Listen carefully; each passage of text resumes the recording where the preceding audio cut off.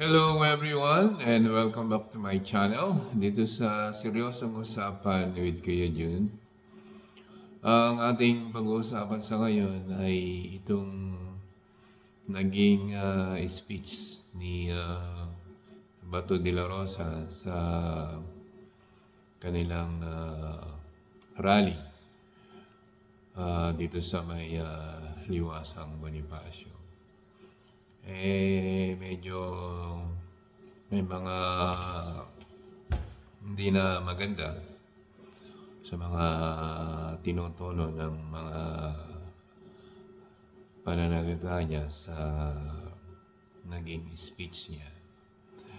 At yun, bago natin bigyan ng seryosong usapan ay atin munang panoorin ang kanyang naging speech.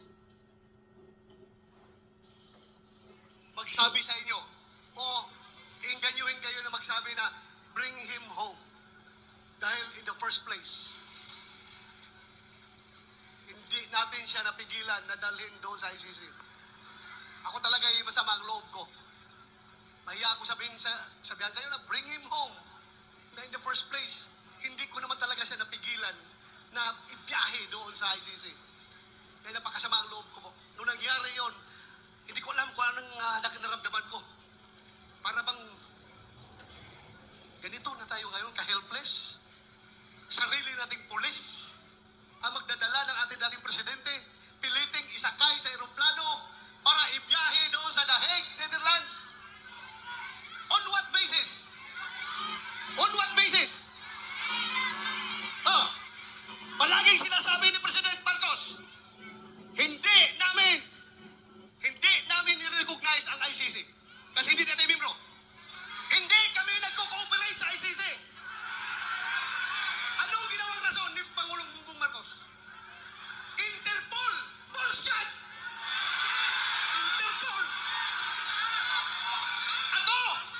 Naging chief PNP ako! Alam ko ano ang papel ng Interpol sa mundo!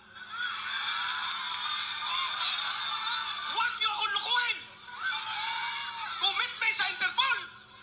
Bullshit! Interpol! Presidente ka! Presidente ka ng Pilipinas!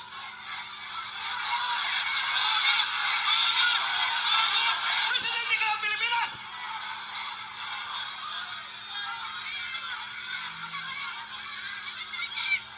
Presidente ka ng Pilipinas! Magpapressure ka sa Interpol? Ha? Pero ano malabas? Mas gigil, mas atat na atat sila kaysa Interpol, kaysa ICC. Atat na atat sila na ibigay si Pangulong Duterte. Bakit? Di ba katungkulan na ating gobyerno ayon sa ating konstitusyon to protect, to serve and protect the Filipino people? Siniservisyohan niya? Yung mga dayuhan, hindi ang Filipino people. Kasi ang Filipino people, yun ang pinadala niya doon sa The Hague. Alam niyo, habang kinakarga siya sa aeroplano, nag-struggle sila doon. Wala na ko ibang magawa dahil nandun ako sa Davao. Kino-coordinate ko yung ating yung petisyon na ginagawa natin na hindi nakahabol. Hindi ako sumama sa Hong Kong dahil sa gabi na yon, alas 3 sa madaling araw dapat ang biyahe ko papunta Hong Kong. Pero merong nag-leak sa akin na informasyon. Hindi pa rin tulog ang Diyos. Nagsabi na, sabihan sila na may warrant na si President Duterte at si Bato. Uhulihin sila pagbalik nila dito galing sa Hong Kong. So tinawagan ko si Bingbong Vizcaldea. Sabi ko, sir, meron ng warrant. Hindi na ako hahabol dyan. Asikasuhin ko na lang yung petition natin dito. Petition for certiorari and prohibition. Kinordinate ko yung ating mga abogado. Sila tornitor yun.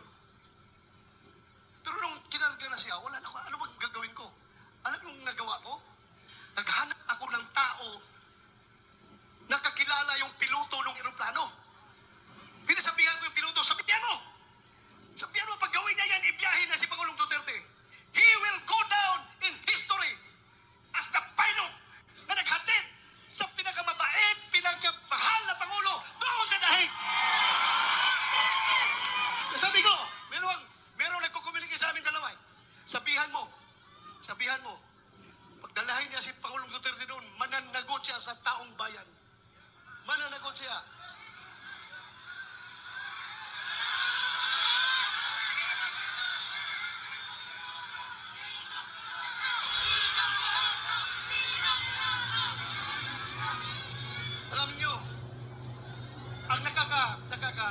nakakasama ng loob ko.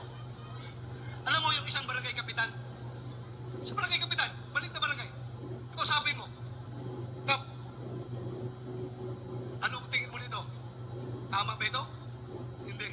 Sabi ng kapitan sa'yo, sir, ikaw naman, sir. Pareho tayong lalaki. Hindi pwede yan, sir. Hindi talaga. So may isang salita. Pero may nakausap ako isang presidente. Dalawang bisis ha! Unang bisis! Doon sa Bukidnon. Kasi nung 2022 election, kung hindi si Inday Sara makasama sa kanilang rally, kasi mayroong ibang commitment, ako ang nagpo-proxy kay Inday Sara. Kasama kami na sa stage. Siya ang kandidato ng presidente, ako ang nag-represent kay Inday Sara. Nag-uusap kami doon sa Bukidnon. Alam mo, sabi sa akin, hindi siya papayag na makialam ang ICC sa ating bansa. Hindi ba siya presidente noon? Hindi ba presidente? Pangalawang beses, presidente na siya. Doon sa Malacanang, inibitahan niya kami. Tinanong ko siya, ano ba itong stand niyo, Mr. President? Pabago-bago.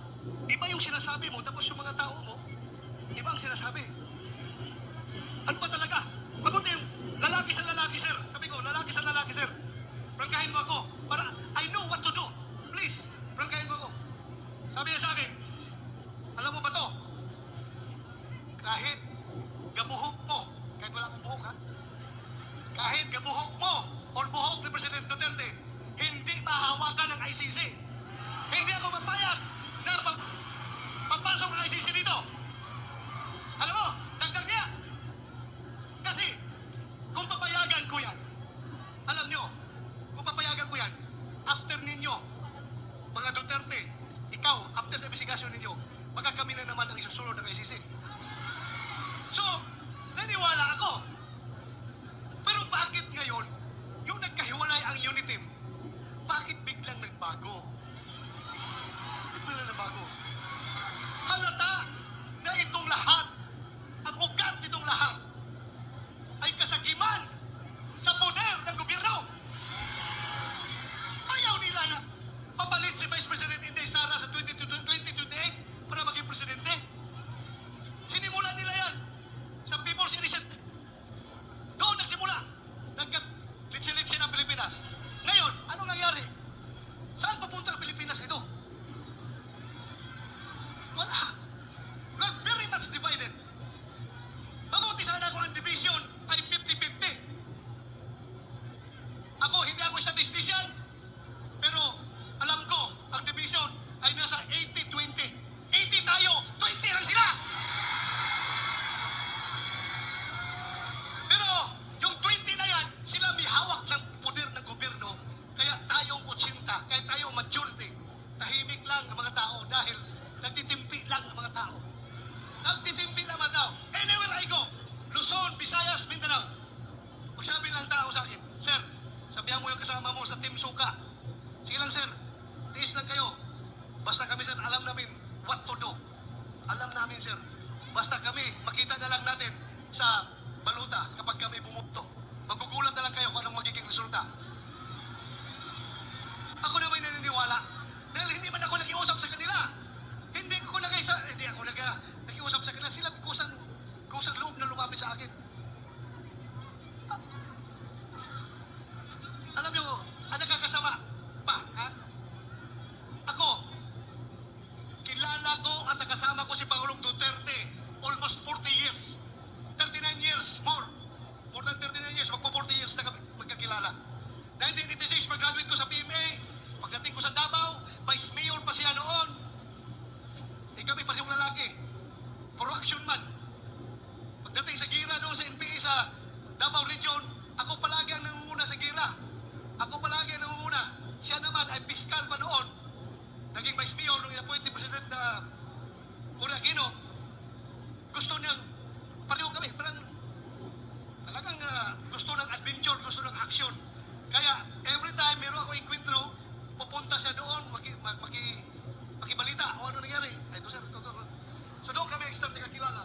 Okay, Siya ang ginawa naming ninong. masyadong mahaba ho yung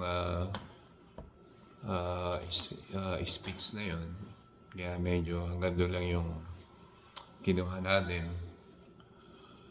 At atin iisa-isahin itong naging galawan niya na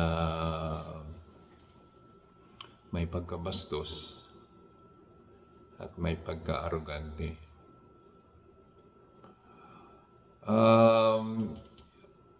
Marahil siguro hindi niya maintindihan o hindi niya maarok na intindihin. Ang pagkakasabi sa kanya ni PBBM na si PBBM o ang ating gobyerno ay hindi tutulong sa pag-iimbestiga ng ICC. At yun naman ang ginawa ng ating gobyerno, di ba? Kasi kung pag-upo ni PBBM ay nakipagtulungan na siya sa ICC, ay sana matagal nang nailabas yung warrant of arrest, at sana hindi na hihingi ng tulong ang ICC sa Interpol. Dedirekta na yan sa ating kasalukuyang gobyerno. Kung ang gobyerno natin ay nakipagtulungan sa ICC, ay hindi nga nakipagtulungan nga, hindi ba? Hindi maintindihan itong si Bato na isang senador ng Pilipinas ay hindi niya maintindihan kung bakit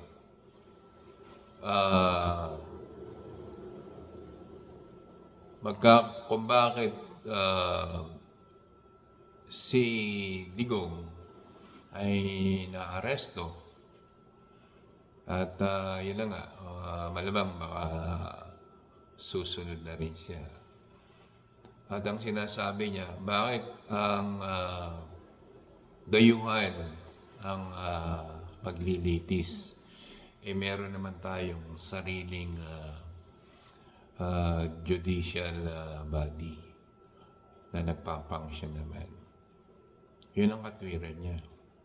Pero hindi niya naintindihan na noong panahon ni dating presidente na si Duterte, noong time na kasagsagan yung war on drugs, at yun na nga, tanamak yung EJK.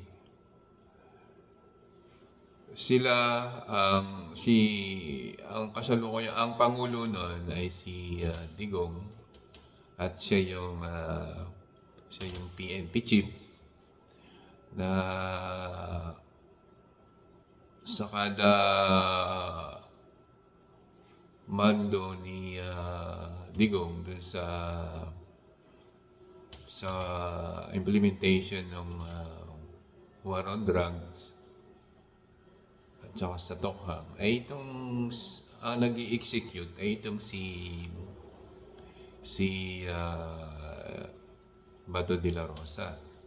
Bukod pa yun, doon sa mga nangyaring patayan nung mayor pa ng Davao si Digong at si Chief of Police din si De La Rosa doon. Bukod pa doon, meron na nangyayaring patayan doon. Doon nga sa tinayo nilang Davao Death Squad, DDS. At hanggang nung naging presidente na siya noong 2016, at ipinatupad yung war on drugs. At yun yung kasagsagan ng ang mga patayan, maraming nadamay na namatay.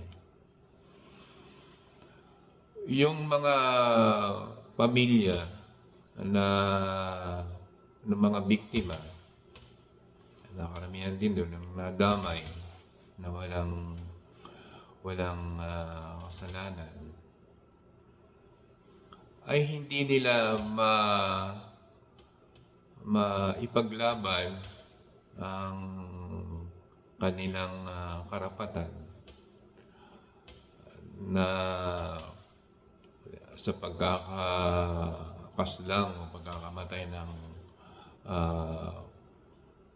ng miyembro ng pamilya nila. Hindi sila makapagsampa ng kaso nun kasi nga si Digong ang presidente noon. At ano nga, nagsampa man sila ng kaso, wala ding nangyari, kumbaga. Kasi nga, magsasampa sila ng kaso, ang sisisihin nila ay yung war on drugs, ang nagpa-implement doon ay si Digong at ang nag-execute doon ay itong si De La Rosa dahil siya nga yung PNP. So,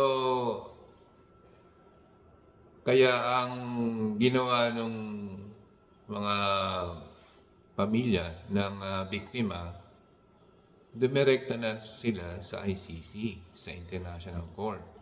Kasi nga, that time, alam nila na wala silang mapapala. Magsampa man sila ng kaso kasi nga, si Digong ang presidente noon. Naintindihan mo yun, Bato de la Rosa. Yung kasong yan, na kaya nagkaroon ng warrant of arrest si Digong dahil nga sa ikinakaso sa kanya na crimes against humanity, nakasama ka na rin doon. Ay nangyari yan nung kasagsagan ng umupo pa lang ni Digong hanggang 2017. Kasi nag-file yata yung, alam ko nag-file yung mga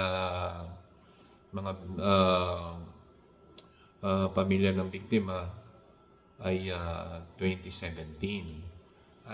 At that time,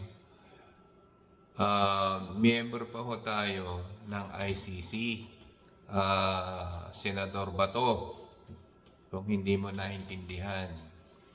Miyembro pa tayo ng ICC nung pangyayaring yon, nung kasagsagan na maraming namatay at yung pamilya ng mga namatay, nagdirekta sila ng sampa ng kaso sa ICC. Kasi ang presidente nun that time ay si Digong. Nakuha mo, Bato de la Rosa. Kasi pinagpipilitan mo na bakit doon uusigin sa ibang bansa. Doon sila, yung mga pamilya ng biktima, doon na sila dumirekta kasi nung panahon na yon, si Digong ang presidente at ikaw naman yung PNP chief na nagsagawa ng war on drugs na paramihan ay maraming ang namatay at yun na nga, kinukonsider nila na extrajudicial killing. Kaya dumiretso sila doon sa ICC. So hindi mo ba naintindihan yun, Bato de la Rosa, kung bakit doon kayo usigin sa ICC? Kasi kung sinisisi mo si PBBM dahil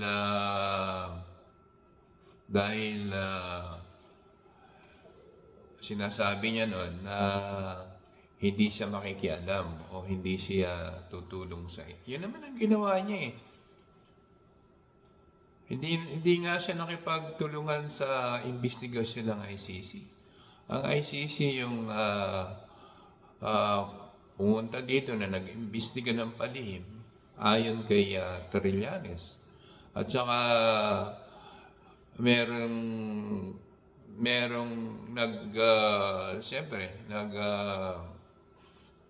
nagsumite ng kanilang ebidensya doon sa ICC at may nagtestimonya katulad ni Las Cañas at ni Matubato. Kaya yung kaso na naisampa doon sa ICC, kaya yung ICC ang mag-uusig sa inyo doon sa ikinaso nung pamilya na namatayan o pinatay yung pamilya nung panahon na si Duterte ang presidente at nung panahon na ikaw yung PNP chief. Naintindihan mo, Senador De La Rosa. Kasi pinagpipilitan mo lagi na sinisisi yung kasalukuyang gobyerno. Kasi kung yung kasalukuyang gobyerno ay pag-upo pa lang, ay nakipagtulungan na sila sa ICC. Baka nandun ka na malamang nandun ka na nakakulong sa ICC kung nakipagtulungan ng gobyerno. Hindi nga nakipagtulungan kaya umabot ng ganito katagal. At yung ICC humingi ng tulong sa Interpol. Tapos yung Interpol naman humingi ng tulong sa gobyerno.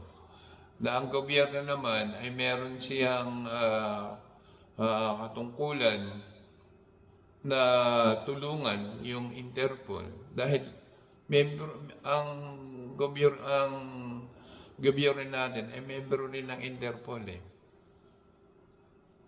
Ngayon, sinasabi mong naging chief of police ka, alam mo, dapat alam mo.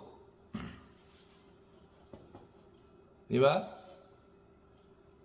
Dapat alam mo yun. O malamang hindi mo rin naintindihan. Hindi naman ako sana magmagaling kasi binabase lang natin yan sa mga sinasabi mo, sa reaction mo, na unang-una yun, bakit sabi mo, bakit sa ibang bansa, bakit mga banyaga ang maglilitis? Ayun na nga yun, yung sa paliwanag ko. Kasi nung panahon na yun,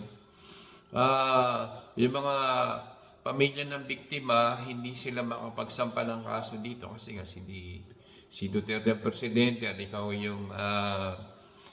yung PNP chief. At dahil sa inyo, kaya yung pamilya nila ay yung mga nangamatay, ganun. Kaya dumiretso sila sa ICC, yung pamilya ng mga biktima.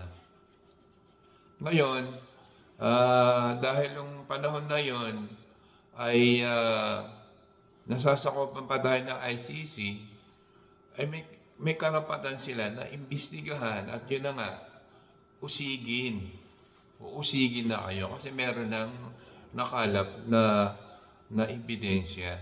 Kumbaga, walang kinalaman doon ang kasalukuyang gobyerno. Kasi kung nakipagtulungan yung kasalukuyang gobyerno sa ICC, matagal na natapos na yan. Dahil bukod dun sa isinumiting ebidensya ng mga nagsampa ng kaso, siyempre, di yung mga ebidensya dito ng gobyerno, nila sa ICC, di mas mabilis yung proseso nila. Kung nakapagtulungan pa ang gobyerno. Hindi nga nakipagtulungan biruin mo, kailan umupo si PBBM? 2022. Anong taon na ngayon? 2025 na. Kung nakipagtulungan sila, baka yung unang taon pa lang ni PBBM, baka na yung kaso yan. Dahil baka noong taon na yun, baka nandun ka na sa, sa ICC. Puro kayo sisi kay PBBM. Ngayon, binubullshit mo ba? Hayabang mo makapag-bullshit ka. Darating din sa iyo yan, Bato de la Rosa. Ano ka lang madada ka, maingay, matapang ka, pag ini-interview ka. Tingnan natin. Pag dumating din yung warrant na para sa'yo, malamang iiyak ka na naman. Iyakin ka naman At sabi mo, pag dumating yung warrant of arrest, ay hingi ka ng tulong kay Chis Escudero kasi siya nga yung Senate President. Anong tulong ay ibibigay sa'yo? Magtatago ka sa salawal niya? Doon pa lang hingi ka ng tulong, sinasabi mo. Anong magagawa niyang tulong? Dahil ikaw ba ay incumbent senator? Matatapos na yung mo. Matatapos na yung pagka-senador mo ngayong March.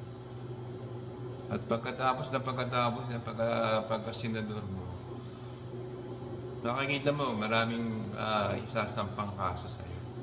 Kaya huwag kang magmayabang at huwag kang magmadali. Darating din yung oras mo, Senador Mato. Okay, hanggang doon na lang. At